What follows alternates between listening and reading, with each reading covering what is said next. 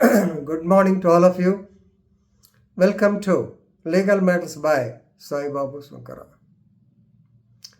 In a writ petition filed by Kethireddy Jagdishwar Reddy, you can read the case as K. Jagdishwar Reddy versus Union of India and others. WP number 155 by 2022.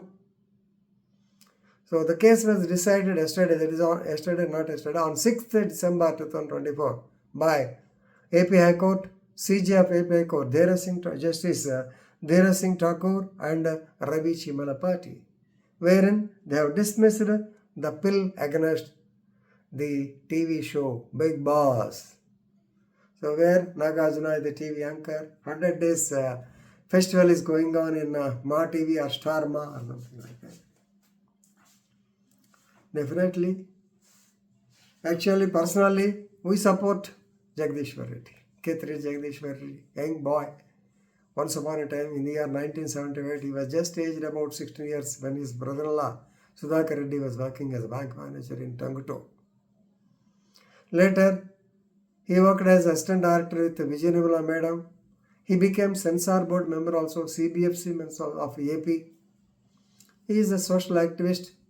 According to him, please remember, according to him, this Bigg Boss is violating public decency and morality. కావాలని గిల్లి కజ్జాలు పెట్టుకుంటారు, ఒకళ్ళ మీద పడుతుంటారు, కింద పడుతుంటారు, అందరూ ఒక రూమ్లో పడుకుంటారు, నాకు అందరం చేస్తుంది. సరే మేము ఇటు పెద్దగా చూడమనుకోండి, బట్ గతంలో కూడా మీకు చెప్పున్నాను. రైట్, ఇక్కడ హైకోర్టు అబ్జర్వేషన్ మీద మనం చూద్దాం. Please remember, what might appear to be obscene to one person, what might appear to be obscene, what is obscenity, vulgarity, nudity. So ఎవరికైతే ఇది అసందర్భంగా అనిపిస్తుందో, it may not appear to the other citizens, to the majority of the citizens like that. You may be feeling bad, కానీ మిగతా వాళ్ళకి అట్లా అనిపించాలని లేదు. When people are seeing it, when they are enjoying it, if there is no vulgarity, if there is no obscenity to the maximum extent, definitely we can't object for the same. పైగా దీంట్లో writ petition కాదు, యాక్చువల్గా ఇట్లాంటివన్నీ they are being guided by cable TV network regulation act 1975. ఇది ఒక act ఉంటుంది, ఆ act ప్రకారం రాశానే cable TV network regulation act 1995 and rules. Yes, దాని ప్రకారం if there is the content is defamatory, అందుకని మీరు చూస్తుంటారు టీవీల కింద, if the content is not satisfactory complaint to BCCI, broadcasting corporation of ఇండియాకి ఇవ్వమంటారు. అలాగే this is actually regulated under cable TV network with in bracket regulation act 1995. దీనిలో చాలా రూల్స్ ఉన్నాయి. ఆ రూల్స్లో పోతే మనకు టైం అంతా అయిపోతుంది. కాబట్టి ఇక్కడ మెయిన్ ఏంటంటే బిగ్ బాస్ అనేది ఇబ్బంది పెడుతుంది.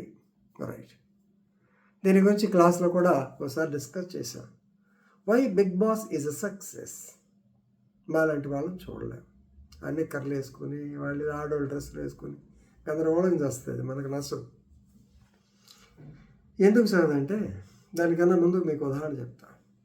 Maybe Chennakeswarudu Samasimhareddy some film, Balakrishna hero, దాంట్లో అతను ప్లాట్ఫామ్ మీదకి వచ్చి ఆ రైలు ఇట్లా అనగానే అతను చూసి రైలు వెనక్కి వెళ్ళిపోతుంది, అందరూ చప్పట్లు కొడతారు. సో లాజిక్ ఏమైనా ఉందా? కామన్ సెన్స్, మనిషిని చూసి రైలు వెనక్కి వెళ్తుంది అక్కడ, బట్ యూ ఎంజాయ్ ఇట్.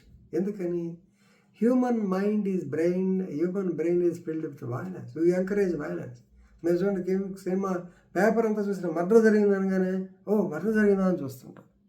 అలాగే ఆడవాళ్ళు కూడా హ్యూమన్ సైకాలజీ, నేను కామెంట్ చేయటం కాదు, సహజంగా ఈ గిల్లి కజ్జాలు తగాదాలు ఇవన్నీ దే ఆర్ ఇంట్రెస్టెడ్. ఇంట్లో చేయరు కాబట్టి వాళ్ళు చేస్తుంటే జరుగుతుంది కదా, హ్యాపీగా ఎంజాయ్ చేస్తుంటారు. అందుకని Bigg Boss is a success.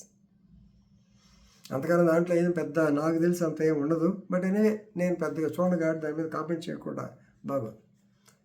So here the point is high court technical grounds మీద the petitioner did not utilize the act, that is cable TV network regulation act 1995 and the rules. మనోడు గతంలో కూడా జగదీశ్వర్ రెడ్డి గతంలో కూడా ఈ filed ఎ పిల్ against the so-called Big Boss in 2019 and 2022. Right. He says the content of the program, they violated morality and actually it is unsuitable for youngsters, particularly young viewers. Therefore, he requested direction to stop the show. And he also says it should be certified by the CBFC. But court clearly said CBFC has no role.